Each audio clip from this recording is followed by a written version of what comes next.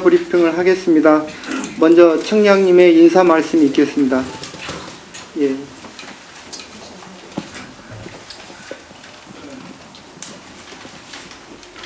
예. 안녕하십니까. 예. 문화재청을 이끌고 있는 나선합니다. 오늘 또 이렇게 태안에 와서 바다에서 인양한 우리가 도자기들을 보고 있습니다. 보고 있는데 여러분들이 보시는 것처럼 그 고려시대에서부터 지금 조선시대까지 얼마 전에 저희가 발표해드린 거에는 우리가 이제 8, 9세기까지 올라가는 토기도 저희가 인양한 적이 있죠.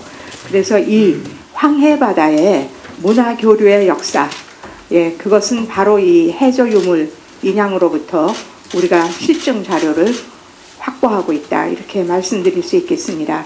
그러니까 저는 늘 얘기하지만은 그 지금 현재 우리 그 인류 문명이 물질적으로 풍요롭게 산업사회를 이렇게 이끌어온 거는 어쩌면은 그 서양의 그 지중해부터의 그 교류의 역사로부터 시작해서 물질 문명을 풍요롭게 했다면은 이 황해의 문화교류 역사는 인류 문명에서 정신 문명을 풍요롭게 하는 그런 문화 특성을 가지고 있어 왔다. 그런데 이 황해를 중심으로 한 우리 문화교류의 역사가 대부분 그 크게 드러나지 않고 있는 지금 상황이기도 하죠.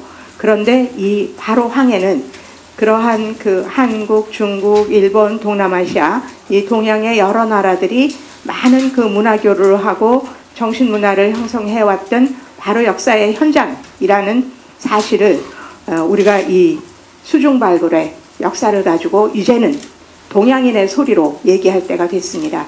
동서문명을 소통하던 실크로드도 서양 사람의 시각으로 본 실크로드의 역사성이 지금까지 얘기되어 왔고 우리는 그것을 중심으로 그 문화권에 대한 얘기를 했습니다.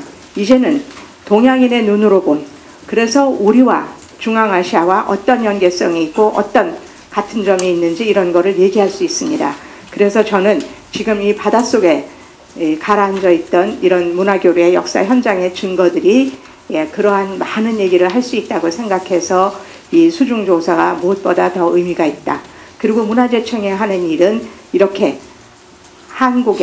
대한민국의 문화 정체성을 밝히는 일도 또한 문화재를 우리가 보존 관리하는 일과 함께 더불어 해야 될 중요한 일이다 생각해서 저는 이 수중 조사로 인해서 이 바다를 통한 문화교육의 역사, 이것들을 좀 더 확실히 정립하는 것이 대한민국 문화 정체성을 정립하는 일 중에 하나라고 생각해서 오늘 이 자리에 참석했습니다.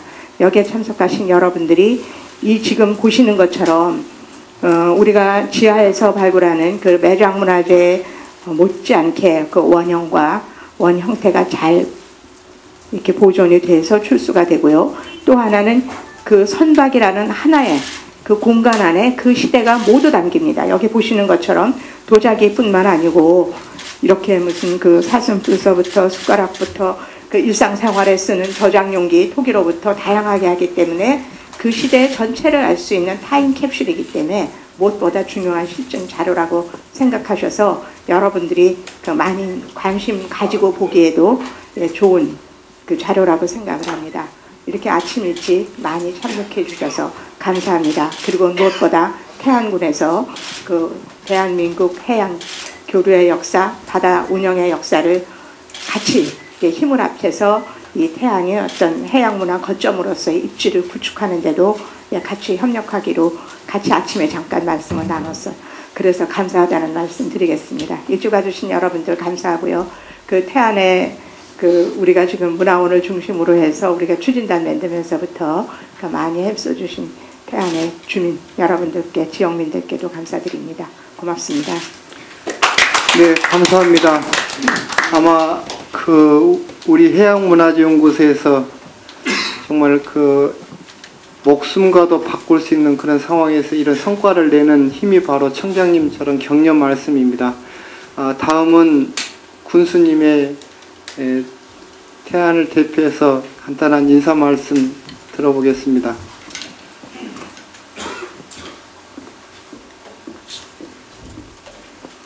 여러분 대단히 반갑습니다. 태안군수 한상기입니다. 먼저 바쁘신 중에도 이렇게 귀한 시간 내셔서 저희 태안을 방문해 주신 우리 나선아 청자님께 진심으로 감사 인사를 드리면서 환영드립니다. 또 오늘 이렇게 이 먼 곳까지 동행해 주신 우리 여러 언론사에서 나오신 여러분들 진심으로 감사의 인사를 드립니다. 또 우리 오늘 이 자리를 이렇게 성원해 주시기 위해서 함께 참석해 주신 우리 김원석, 김성진 두 어르신 추진위원님들, 문화원장님, 우리 김진권 전 의장님, 박철규 사장님, 여러 내빈들께도 감사의 인사를 드립니다.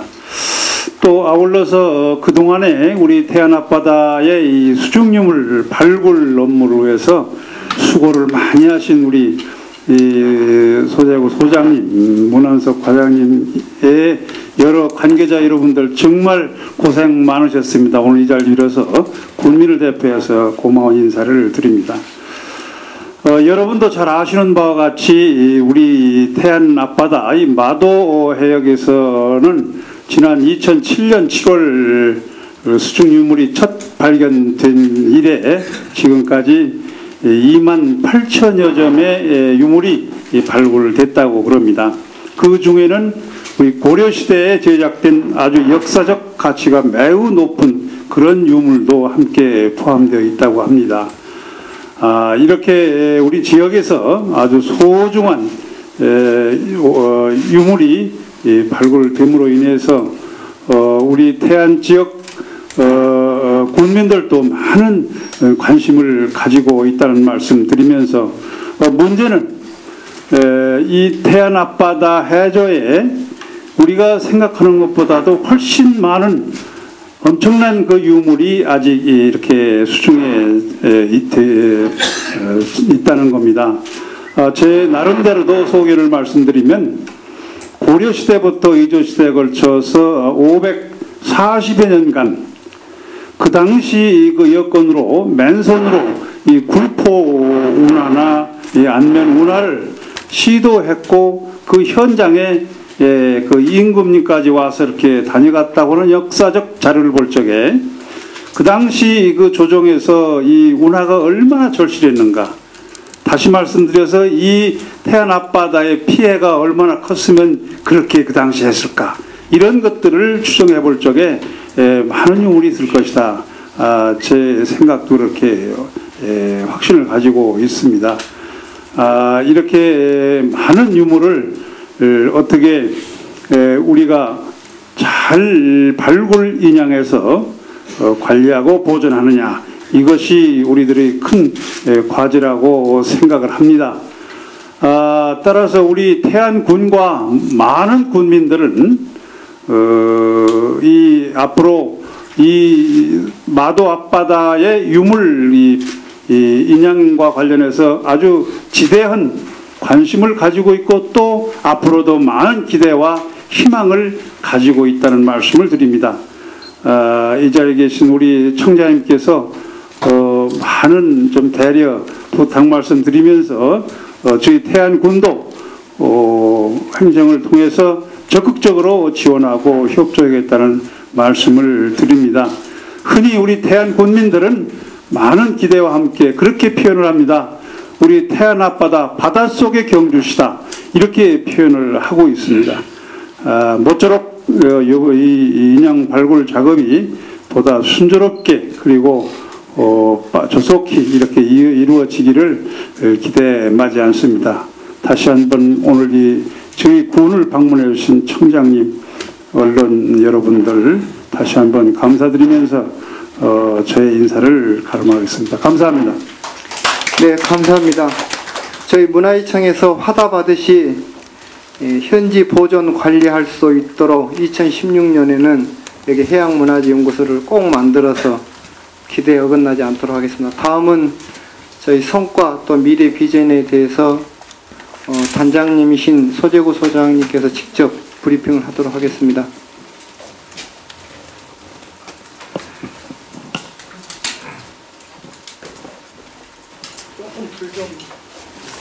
안녕하십니까. 방금 소개받은 해양문화재연구소장 소재구입니다. 다시 한번 여기 이렇게 입추의 여지 없이 많이 와주신 언론사 기자님, 카메라 감독님, 그리고 군청의 군수님이야 군 관계자 직원 여러분, 그리고 태안 군민을 대표하시는 이 지역발전 우리 건립추진위원회 위원장님이야 위원 여러분, 대단히 감사합니다.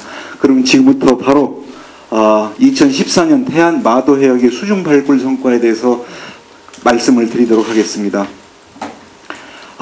방금 군수님 또 청장님께서 말씀하셨듯이 이 태안은 정말 우리 해양문화재의 보고입니다. 옛 기록에서 그것을 증명하고 있듯이 선화공사 고려 도경 마도 인근 기록 1123년 6월의 기록을 보면은 앞에 돌부리 하나가 바다로 들어가 있어서 물과 부딪혀 파도를 돌려보는데 놀란 여울물이 들끓어 오르는 것이 천만 가지로 기괴하여 말로 형언할 수 없다. 그래서 배가 그 아래를 지나갈 때에는 대부분 감히 근접하지 못하는데 그것은 암초에 부딪힐까 염려되기 때문이다. 여기에 또 객관이 있었는데 안흥정이라 한다. 이런 고려시대의 기록이 분명히 존재하고 그 지역이 바로 이 마도 해역이 되겠습니다.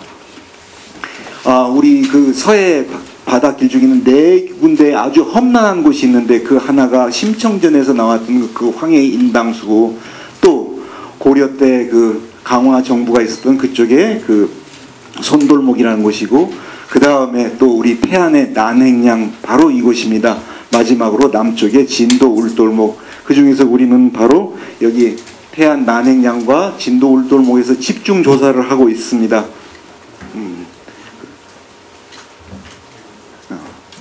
그래서 여기에는 방금 군청 군수님께서 말씀하신 대로 굴포운하를 받지만 실패를 했고, 또 조선 중종 때도 의항운하, 또 인조 때는 안변운하, 이런 운하들을 많이 성공을 했습니다.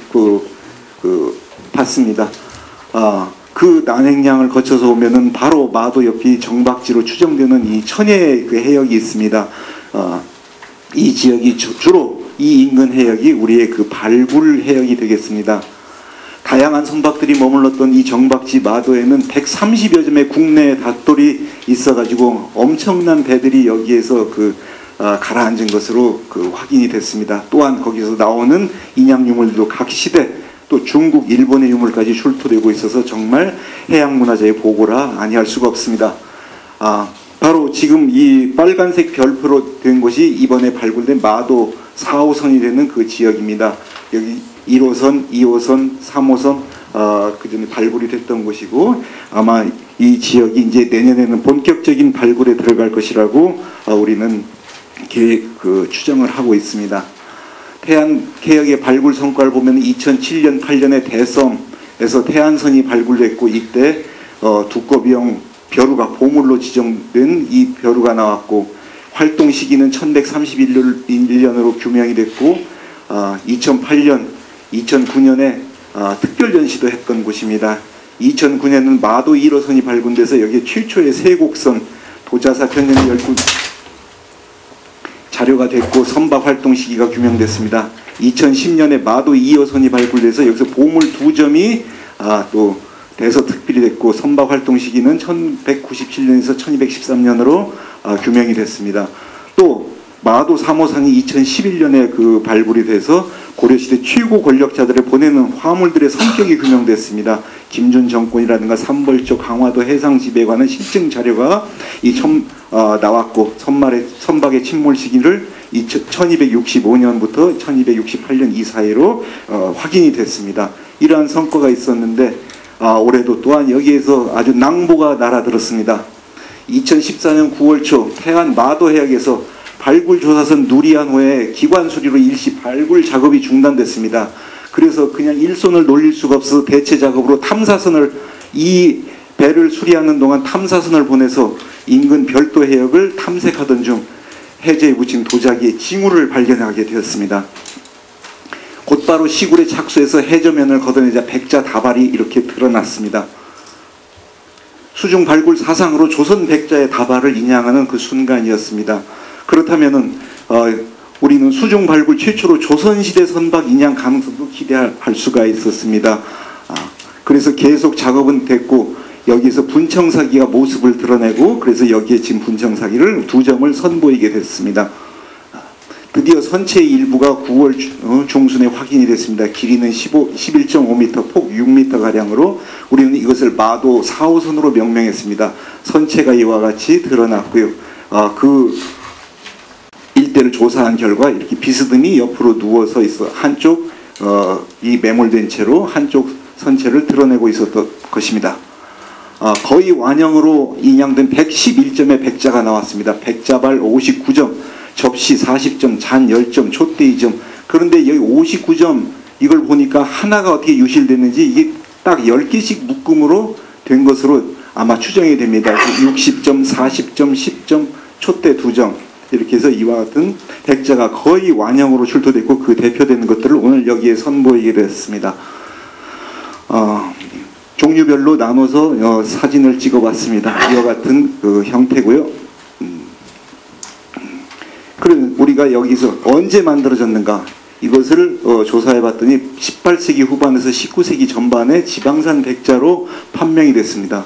어느 지역에서 만든 것인가? 이것은 지금 우리가 연구 조사 중에 있습니다. 앞으로 밝혀야 될 과제로 생각합니다. 어디에 쓰는 물건인가?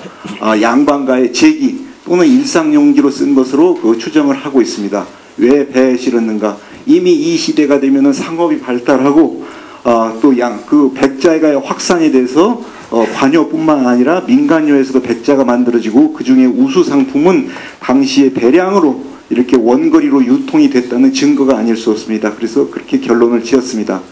조선 후기에는 백자 보급이 전국적으로 확산됐습니다. 그래서 이런 좋은 항로를 따라 또는 강변의 수로를 따라서 각처로 다니면서 조선 팔도 각 지역마다 가마가 분포했고 소요와 공급의 활동 범위가 인근 지역 위주로 형성됐다고 우리는 알고 있었습니다.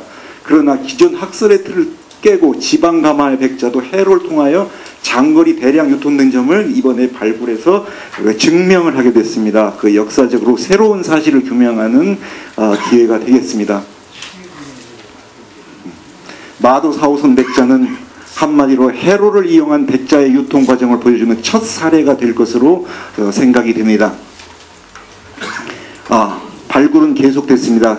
바로 그 나도 1, 2, 3, 4, 그 다음에 태안의 대섬까지 합쳐서 태안에서 5번째 고선박이 발굴을 하는 순간입니다. 규모 파악을 위해서 테스트 피트 시굴 작업을 지금 하고 있는 장면이고요. 시굴 중에 노출된 원통형 목재들이 나왔습니다. 그래서 조사해 본 결과 백자 다발과 함께 발견됐고 목재편들과는 약 30m 거리에 백자 다발과 겹쳐 있었습니다. 선박이 이렇게 누워 있었으면은 백자 다발은 이쪽에 있었던 것으로 추정이 확인됐습니다.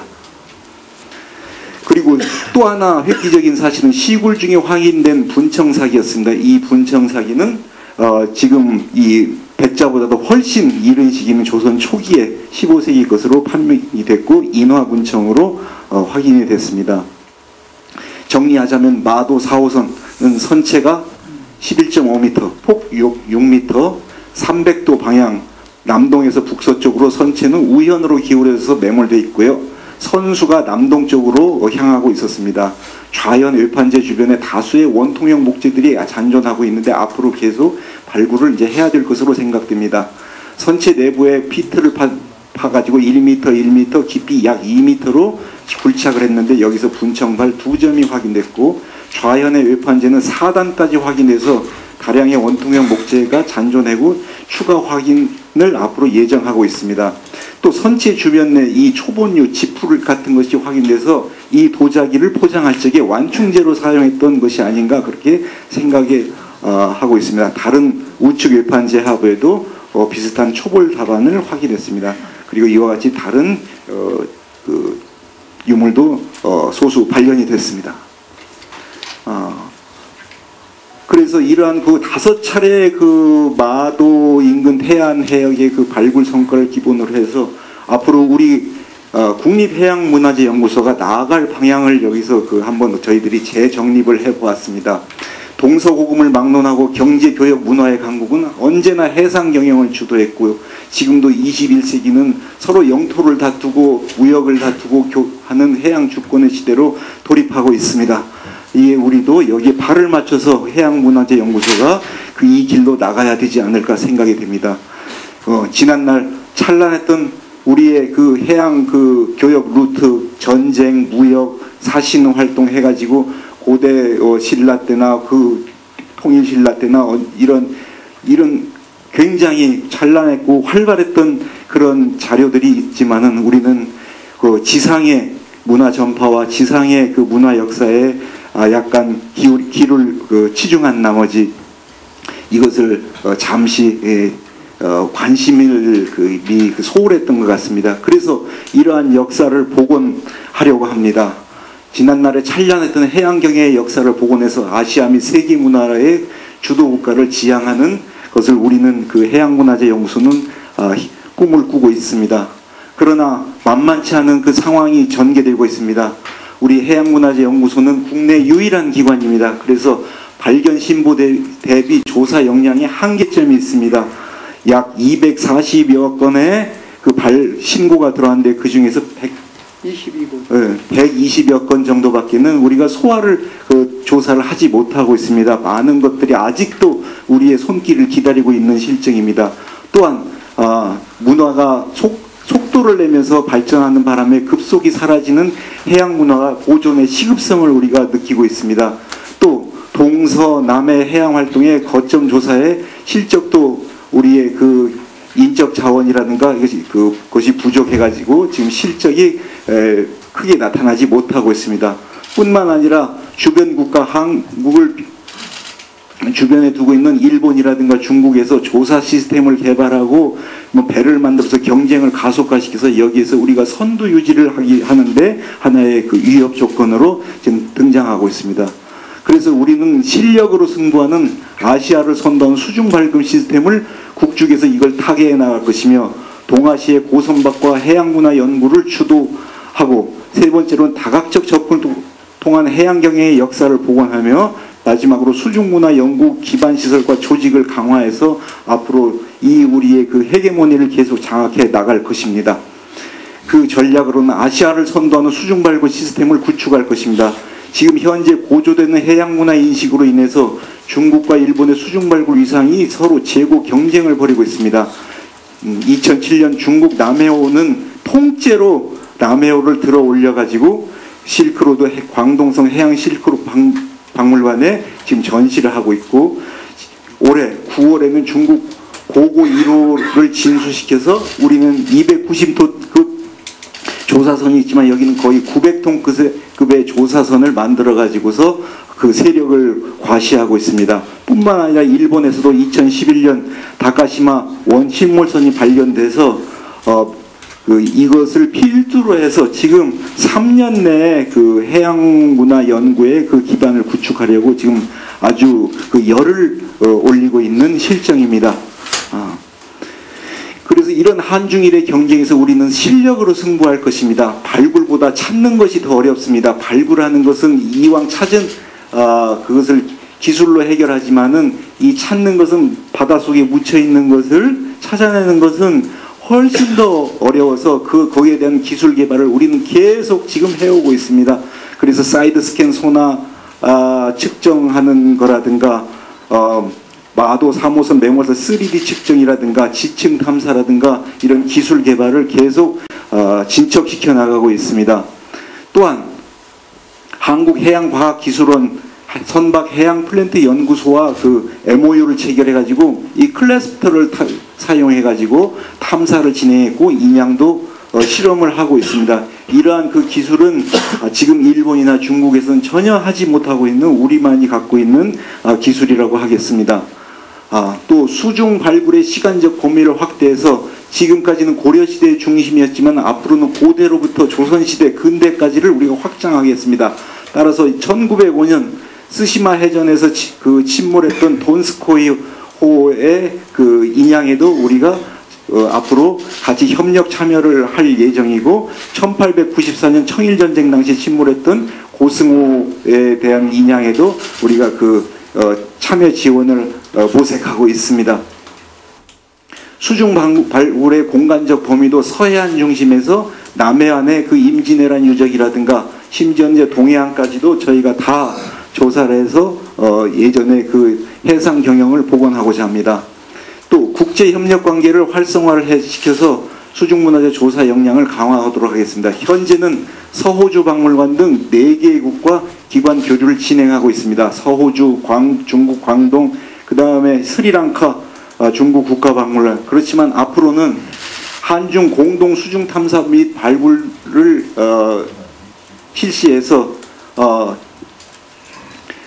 한국과 중국이 합작 발굴을 도모할 것이고, 또 아울러서 일본에서도 우리 제의가 들어오고 있습니다. 그래서 우리는 어느 나라든 이 아시아에서 같은 그 합동 발굴과 조사로 인해서 서로 협력 관계를 활성화시킬 그 예정에 있습니다. 그 다음에 동아시아 고선박과 해양문화 연구의 역량 강화를 들겠습니다. 우리가 국내 완도선 또 마도선을 이렇게 발굴하면서 실제로 마도 1호선을 그 실제 사이즈로 복원을 하는 중입니다. 또한 거기에 우리는 지금 사라져가는 전통 돛배를 우리가 모아가지고 이 전통 돛배를 가지고 항해하는 항해수를 전수받아서 보존시키고 있습니다. 또 해양문화유산의 선두기지가 돼서 섬문화 또는 수군진 유적 이런 것들을 조사해가지고 해양의 문화나 방어시설, 그 다음에 또 그 해양 거점에 대한 그 조사를 계속 진행해 오고 있습니다. 또한 우리가 보존하고 있는 신안선이 이제 영구 보존할 수 있도록 신안선 프로젝트를 지금 5년 동안 실시를 해서 상태 진단하고 여기에는 조금씩 더 이제 열화되고 있는 그 물질들을 제거하면서 재처리 방에서 영구 보존을 연구하고 있습니다. 그러기 위해서 외국의 학자들도 같이 연구를 하고 있습니다. 그 다음에 세 번째 전략으로 다각적 접근을 통해서 해상 경영의 역사를 복원하겠습니다.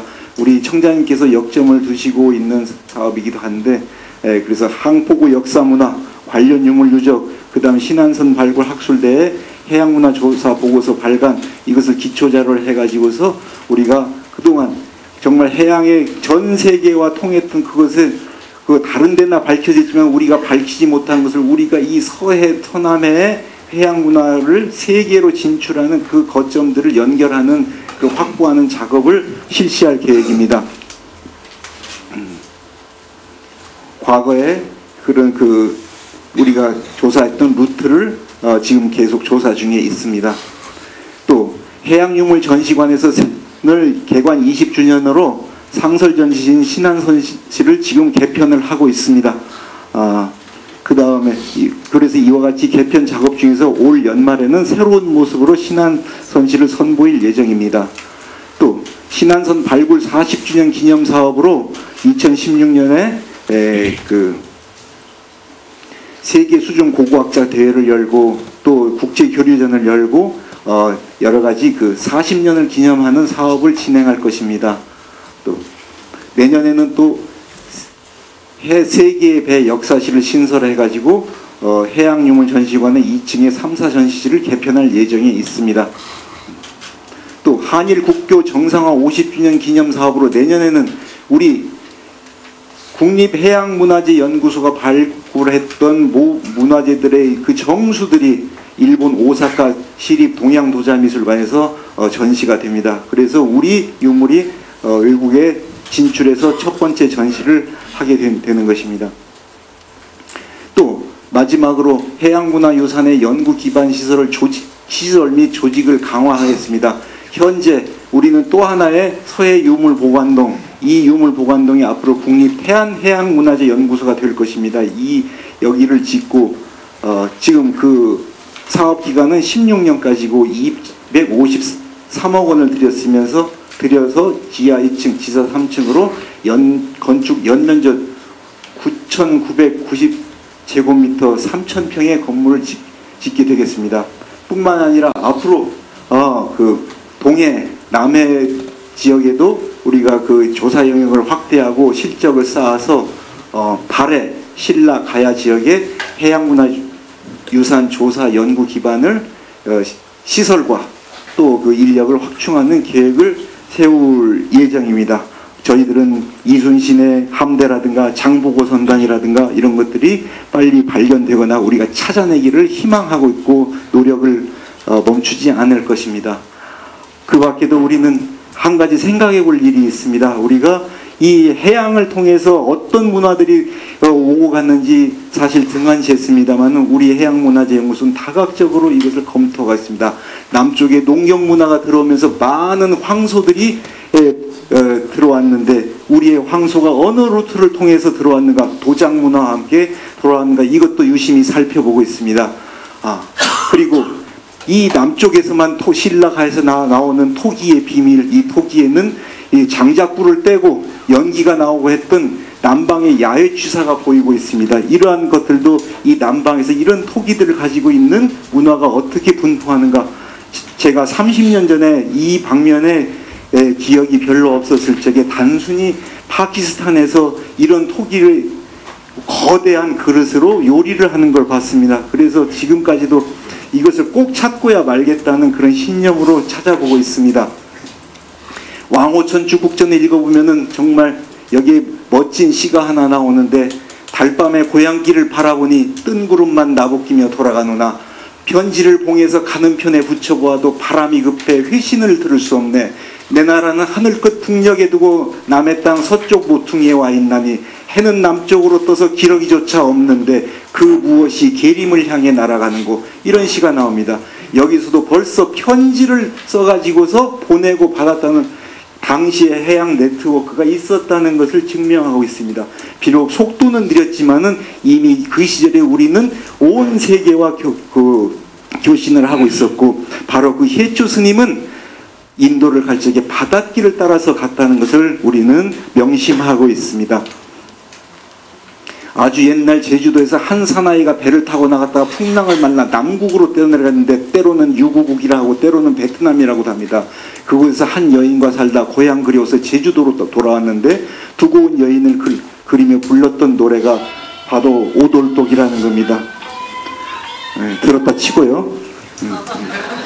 그 다음에 이런 장고를 가지고 있는데 이 장고를 어느 나라에서 치고 있는지 바로 인도 스리랑카에서 똑같은 장고를 치고 있습니다. 이런 것들도 염두에 둬야 될 것이고, 정말 우리가 종묘제략이나 8일무를 칠 때 막대기와 봉을 들고 추는 춤이 진짜로 이 남국의 어느 나라에서 이렇게 막대기로 들고 추는 춤에 그 원조가 있는가, 이것도 살펴봐야 될 것이고, 정말 이 남쪽에서 색동을 옷을 짜고 입고 하는 곳이 어느 곳인가, 이것도 알아봐야 될 것이고, 또 미얀마 여인들, 그 아라비아에서부터 인도를 거쳐 미얀마까지는 머리에 여인들이 이고 다닙니다만 그 뒤에 캄보디아, 라오스, 베트남, 중국, 일본은 안 이고 다니다가 유독 한국에서 이고 다니는 그 이유는 무엇인가? 백제의 불교를 전해준 마라난타는 바로 미얀마의 성입니다. 미얀마에 가면은 마라난타라는 성을 가진 주민들이 많습니다. 불국사의 원료로 그저 우리는 아주 훌륭한 건축으로 봐왔지만 우리 해양문화재 연구에서 본다면은 정말 이 뼈대가 뚝뚝뚝 튀어나오고 굳이 경사진 층계를 다리라고 부르면서 그 안으로 물기를 잡아넣은 것은 바로 이와 같은 수변 건축에서 장대를 엮어서 나온 그것이고, 경사진 다리를 무태서 올라가는 다리를 만들었던 이런 남방 건축에서 오지 않나, 이런 것을 한번 잠정 추정해 봅니다. 다보탑을 보면 추운 지방의 분위기 탑일까 아니면 더운 지역의 탑일까? 정말 사방으로 다 개방해놓은 그 대청마루 같은 이런 탑은 분명히 남쪽에서 왔을 것이고 이 남쪽 문화를 수반한 것입니다. 비록 바다에는 없다 하더라도 바닷길을 통해서 우리가 임하는 것들을 전해받았다고 우리가 추정을 하고 있습니다. 그래서 육지도 많은 유물이 왔지만 우리는 바다를 통해서 정말 세계 여러 나라, 아시아는 물론 중동, 유럽까지 다 교역을 했던 사실들을 앞으로 우리가 찾으면 찾을수록 많이 나올 것입니다. 뿐만 아니라 우리가 이 남쪽에서 자랑하는 그 온갖 문화도 이 남국의 해안에는 각국이 다 퍼져 있는 것이고, 심지어 우리의 고인돌은 인도네시아까지 퍼져 있다는 것을 다시 한번 말씀드립니다. 우리나라에는 지금 현재 박물관 해가지고 연구소 해가지고 22개의 연구기관이 지상 육상의 문화재를 다루고 있습니다. 그러나 Only One in Korea 국립해양문화재연구소는 딱 하나 있습니다. 이 하나가 이것을 모두 커버를 하고 있습니다. Only One in Korea 국립해양문화재연구소는 대한민국 단 하나뿐인 기관이지만 할 일이 너무 많습니다. 그러나 언제든 최선을 다해서 아시아 최강이 되겠습니다. 국민 여러분의 많은 성원을 부탁드립니다. 감사합니다. 저 불 좀 켜주십시오. 아니, 잠깐만요. 제가 이게 너무 감동을 받아서 그냥 진행을 바꿨습니다. 저 동영상을 보도록 하겠습니다.